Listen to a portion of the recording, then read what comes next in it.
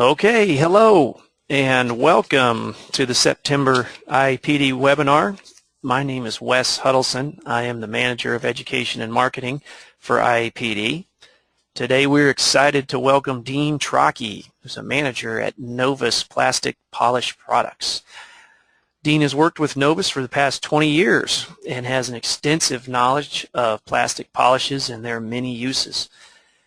Dean will discuss a little bit of the history of Novus and plastic cleaning and polishes. He has some tips for using the product the right way and also cover the many ways in which polishes can be used in everyday applications and across a number of industries.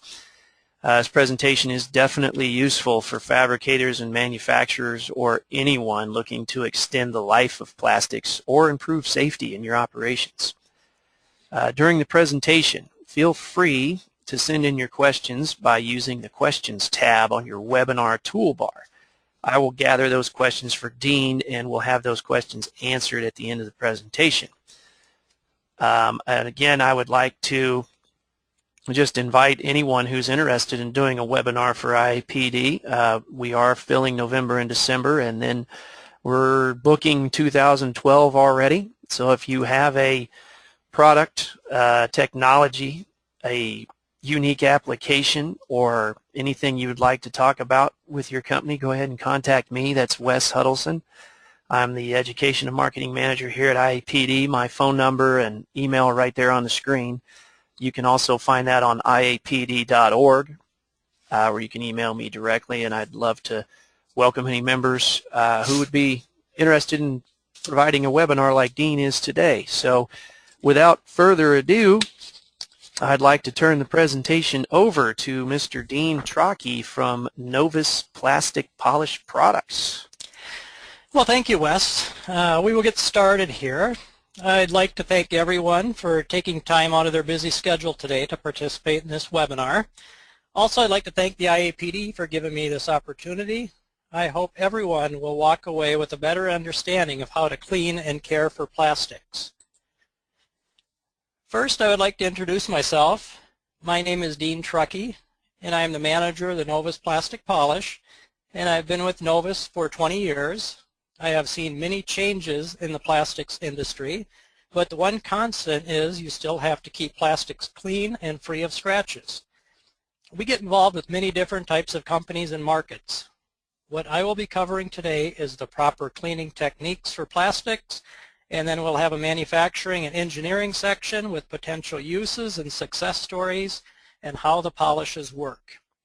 We also have a section for distributors and suppliers on suggested uses and ways to sell cleaners and polishes to add to their bottom line profit margins. I will try and keep the session shorter so we have time to answer questions at the end, because I found out that there are a lot of questions when caring for plastics. I will give you a brief history on the company of Novus. Some of you may know us as the windshield repair company. Novus invented the windshield repair process back in 1972 to repair rock chips and cracks in automobile windshields. Novus Windshield Repair currently has over 2,000 franchised, licensed, or affiliated locations worldwide, and we operate in 42 different countries. We also sell scratch removal equipment to the glass industry and automotive adhesives for replacing windshields in vehicles. The Novus No. 2 scratch remover was actually the first polish developed back in 1972, and it was used to polish out the pits of the windshield repairs on automobile windshields. But what they also found out back then, it worked well removing scratches from plastic surfaces, so they developed the Novus No. 1 Plastic Clean and Shine and started marketing the polishes to plastic distributors in 1973. The Novus No. 3 Heavy Scratch Remover was developed in 1993. Now we'll get into the cleaning and caring for plastics. Some of the tips for polishing. Before attempting to clean or remove scratches, always make sure the plastic is cool to the touch. Optimum surface temp should be 40 to 80 degrees and should not be used in the direct sunlight. Always use a liberal amount of plastic cleaner to safely remove surface dust and dirt. Do not store plastic polishes in the garage in the winter months. If you live in cold states like I do in Minnesota, you want to protect from freezing. Also keep your polishes out of extreme heat. For best results, always use a clean, soft cloth. The ideal cloth is non-abrasive, absorbent, lint-free, and disposable. Reusable cloths can retain abrasive particles and cause damage to the plastics. Usually a cotton cloth or microfiber cloth is ideal.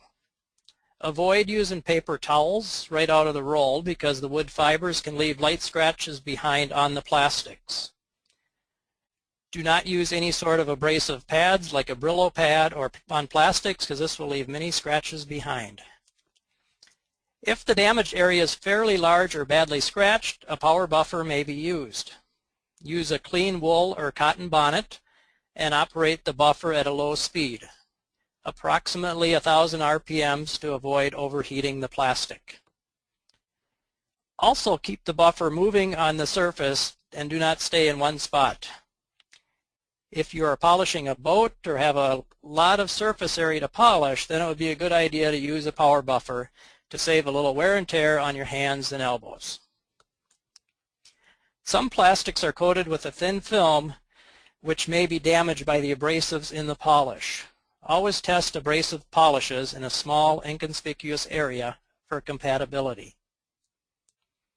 Most manufacturers will recommend using a plastic cleaner on their products because otherwise consumers will use glass cleaners with ammonia on plastics, and we all know what will happen then.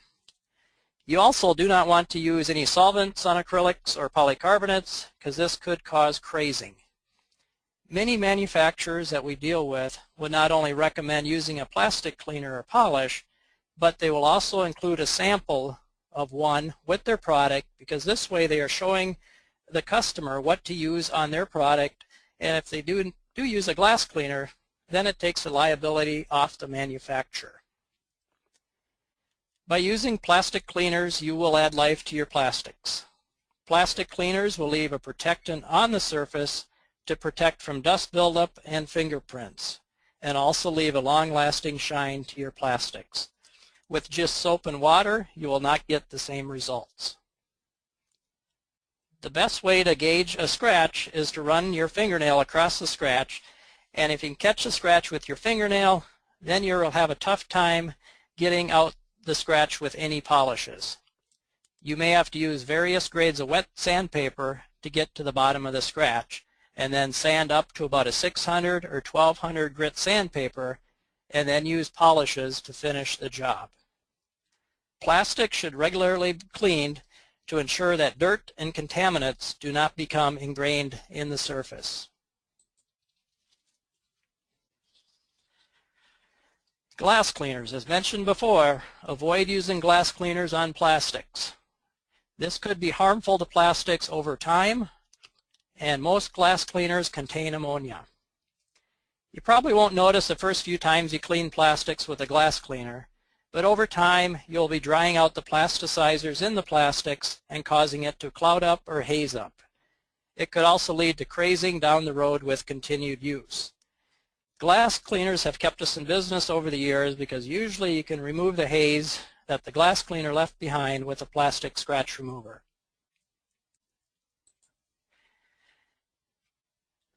Next, we'll get into the manufacturing and engineering section. Some uses for the plastic cleaners and scratch removers are: the fabricators love plastic cleaners because when they peel off the masking on the plastics, it acts like a magnet for static electricity. And if you spray down the surface with a plastic cleaner, this will help eliminate the static electricity and the dust buildup. The plastic scratch removers are also used by fabricators to polish up the edges after cutting. Companies that have machines with plastic guards on will use the cleaners and scratch removers to keep the guards looking new, and this way they will not have to be replaced as often. This is also a safety issue because if you have a machine guard that is hard to see through or is dusty or dirty, this could present a safety hazard for your employees. Hospitals will use plastic cleaners and polishes on their acrylic equipment and monitors. We get a lot of calls from hospitals that need to keep their acrylics clean. Utility companies will use the plastic cleaners and scratch removers for their display meters. When the meter readers go out and read the meters, a lot of them will have a bottle of scratch remover to clear up the haze on the display so they can read the meter. The utility companies have saved thousands of dollars over the years for not having to replace the plastic displays. Most manufacturing companies will use the scratch removers to save on scrap parts or products. If they have a product with a scratch or a scuff, this will have to go into the damage area unless they're willing to repair it, and it will affect their bottom line.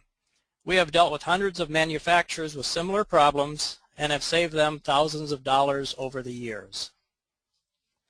The U.S. military use plastic cleaners and scratch removers on their helicopters and their aircraft windshields.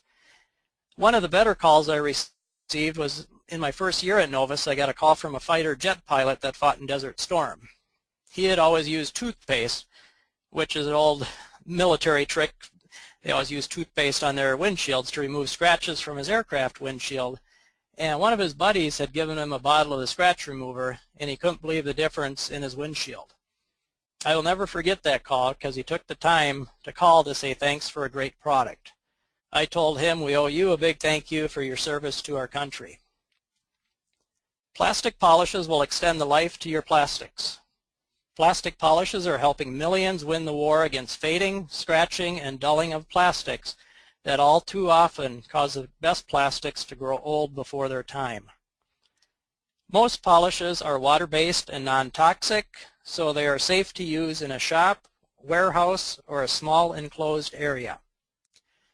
Some manufacturers will also private label the plastic cleaners and scratch removers and sell it under their own name.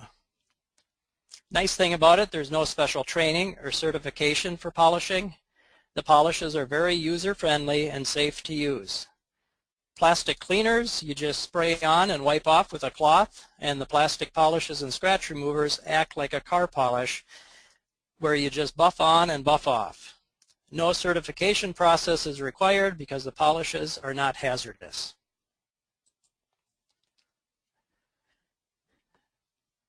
For best results in removing scratches and how the polishes work. As mentioned before, always use a clean, soft cloth. Remove surface dust and dirt with a plastic cleaner. Use a heavy scratch remover that should be applied with firm back and forth motion at right angles to the scratch. This way you can see if you're getting all the scratches out. And then follow up with a fine scratch remover in a circular motion to get the lighter scratches out that remain. The abrasives in a scratch remover product will break down into finer and finer particles as you polish. So the more you polish, the better results you will achieve. And then after that, follow up with a plastic cleaner for a nice shine. Before attempting to clean or remove scratches, always make sure the plastic is cool to the touch.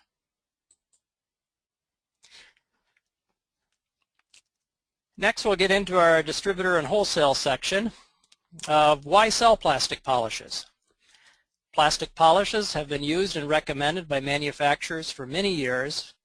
Plastic polishes will rejuvenate the plastic, fiberglass, and acrylic surfaces in both residential and commercial applications. Also, high profit margins will be obtained selling plastic polishes. Plastic polishes are easy to sell and use. As mentioned before, you can sell the manufacturers to include with their product. Plastic polishes also come in various sizes to meet your customer needs. And you can be a problem solver to your customer to clean and remove scratches to plastics and to extend the life of plastics. You can sell retail, through catalogs, website sales, any avenue that you do. I mean, you can definitely do that.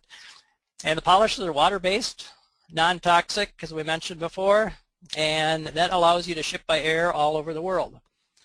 Plastic polishes are a great add-on sale and will complement your existing products. Some of the suggested uses that we have, the automotive, as far as what you'll find by this list, is that everyone that you come in contact with will have a need for plastic cleaners and polishes. And we'll start with automobiles. It can be used on the headlamps of automobiles.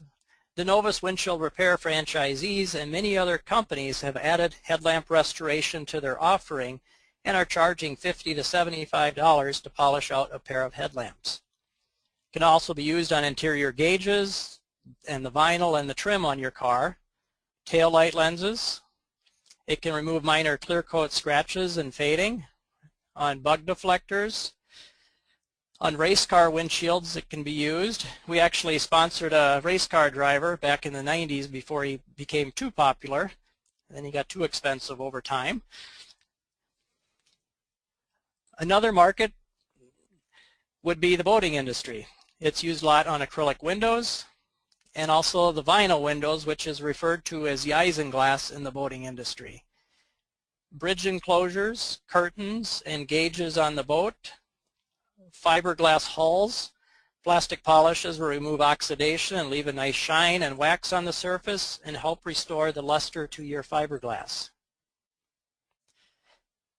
In the motorcycle industry, motorcycle windshields and fairings, if you clean your windshield with a plastic cleaner, this will leave a protectant on the windshield so the next time you come to clean off the bugs and dirt, they will wipe right off. Face shields and helmets, fiberglass and painted metal parts. On airplanes, it's used on the acrylic polycarbonate windshields and also the cabin windows. Instrument gauges and panels, acrylic painted surfaces on the smaller airplanes. And we also used to sponsor a stunt pilot that flew in Oshkosh and Sun and Fun and a lot of the other air shows, and he used our polishes on his entire airplane.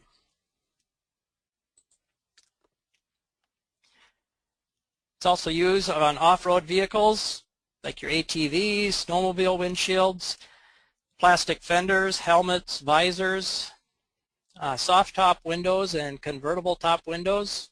So there's no need to replace your convertible top or Jeep top window anymore when you can restore them with plastic polishes.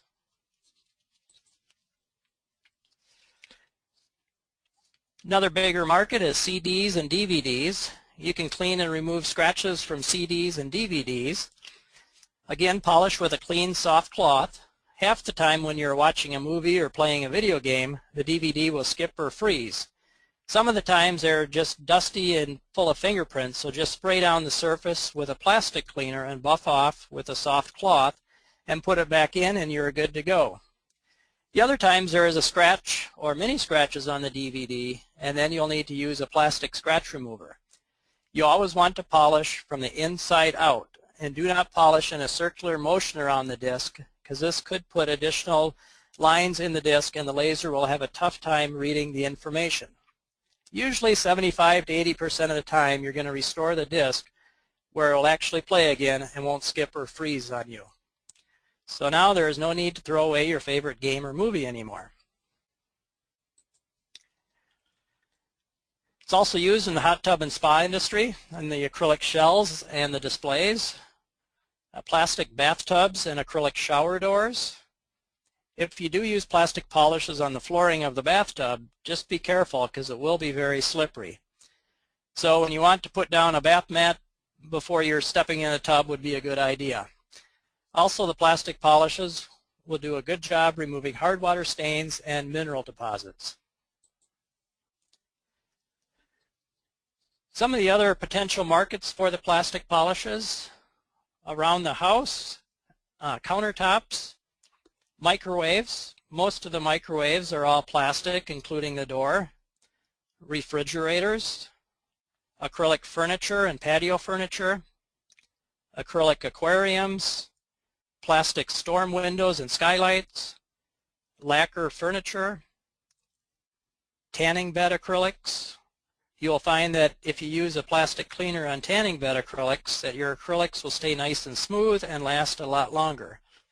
Cell phones and watches, vintage plastics and antiques.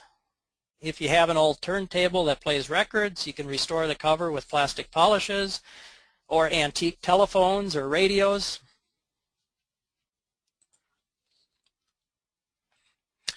And some of the recreational leisure applications. It can be used on hockey rink boards, plastic polishes will do a good job hockey puck marks and scratches. I know one time I got a call from one of the NHL arenas, and they were in a panic because they had used glass cleaners on several of their acrylic panels, and they had turned cloudy and hazy, and they had a game that night.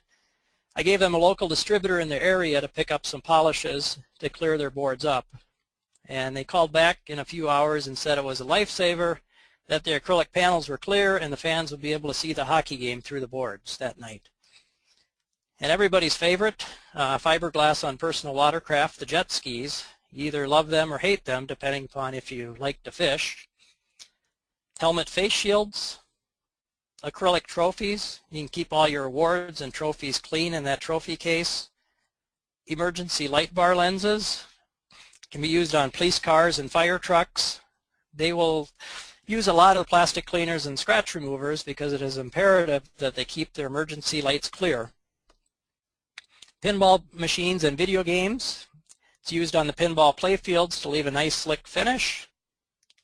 Ski goggles and hockey visors to help prevent them from fogging up. And last but not least, for all you golfers out there, you can use it on your golf cart windshields. This way you can see the golf balls coming at you. Well, this ends my presentation, so I'd like to thank you for your time today, and I hope you all learned something new today for cleaning and caring of plastics. And at this time, I'd like to challenge you to ask a question that I have not heard, because we get approximately 400 to 500 calls a month on the 800 line from customers with questions and to find out where their nearest distributor is. So I'd like to open it up for questions at this point.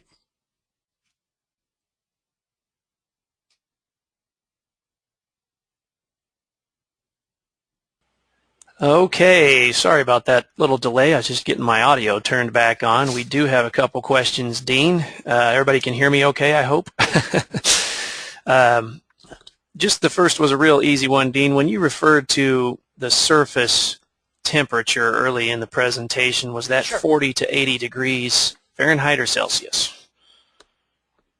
Would be Fahrenheit. Fahrenheit, okay. I start off with an easy one there. So there you go, Fahrenheit. Okay, this one's about the utility companies you had referred to. Okay. Do the utility companies use both the cleaner and the scratch remover, or just the scratch remover?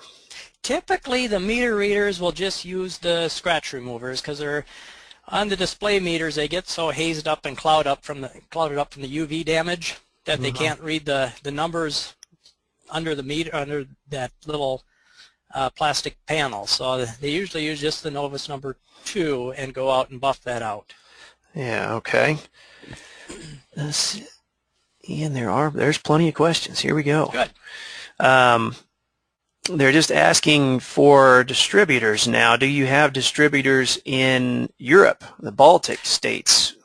We do. We're, I know the Novus Windshield Repair Network, we're in 42 different countries, and some of those locations will stock the Novus polishes, but otherwise we do have, I don't handle international sales, but I know Maya, she handles our international sales here, and we do have several distributors. We actually have a distribution arm over in the Netherlands, over in Europe, that they can definitely, we can put them in contact with.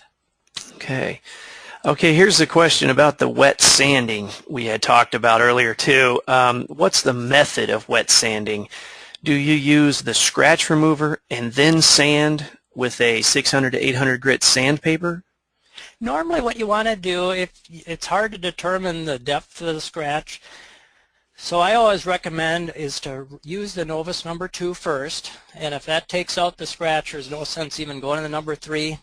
But if the number 2 does not take it out, use the number 3, and obviously if that doesn't take it out, then the only way to get that scratch out is to go through some various grades of wet sanding. And so that varies. I mean, some people will start out real heavy, I mean using 150 grit and then work your way up. You want to, typically you don't want to dry sand. You want to usually get the surface wet, because it won't cut as deep in the acrylic or polycarbonate. So just go through various grades of wet sanding. If you start out with say a 150, then hit every step in between there and about 600. And usually with acrylics, about a 600 wet sand, you can start polishing out by using number 3, and then you can follow that up with number 2. I mean, some people will sand all the way up to 2,000 or 3,000 if they're working with an acrylic aquarium, and then they'll just buff that out with the number 2 product, the fine scratch remover. Okay. Our next question has to do with the countertops. Can you use the cleaners on stone as well as plastic countertops? It works well on like your cultured marble. It works the Corian for mica countertops. It works very well on some of the other marbles and granites. I mean, it'll do a good job as cleaning, but as far as a scratch remover product, it always works best on acrylics. Usually, different surfaces, you're going to have different results with the scratch remover. So, as far as general cleaning, countertops, yes, number 1 can be used on that. Okay. Now I might be wrong here, but I think we have a beach goer. Now, how do I make a plastic sliding board slippery again? I might not. Oh, Novus number 1, or I mean, I would. Yeah, I mean, you can buff it with the number 2. There's a little bit of silicone in the polish that's going to leave it slippery, and it'll number 2 followed by number 1. I mean, if they got like a plastic fiberglass slide, that's going to really slick it up, just like we talked about bathtubs. And if you use it on the flooring, it's going to be very slippery. You want to be careful. So I would recommend, I would try number 1 first, but I mean, you can also buff it with number 2 followed by number 1, and you're going to have a nice slick surface after that. Okay, now we've got more where we had mentioned the fish tanks.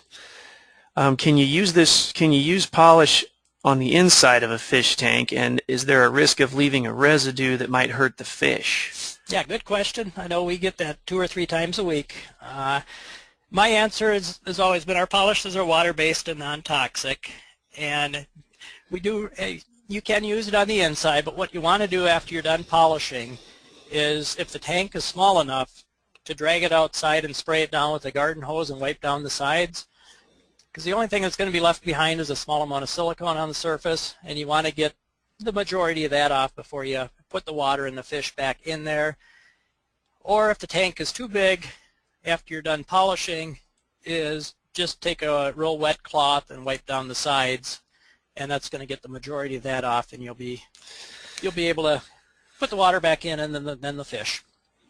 All right, and I just wanted to take a minute to mention that there is a survey coming your way on today's presentation. About 1 hour after the presentation, you'll have a survey there. At the end of the survey, there is a link to a PDF copy of the slides that Dean used today. So if you answer the survey, you can have a copy of the slides.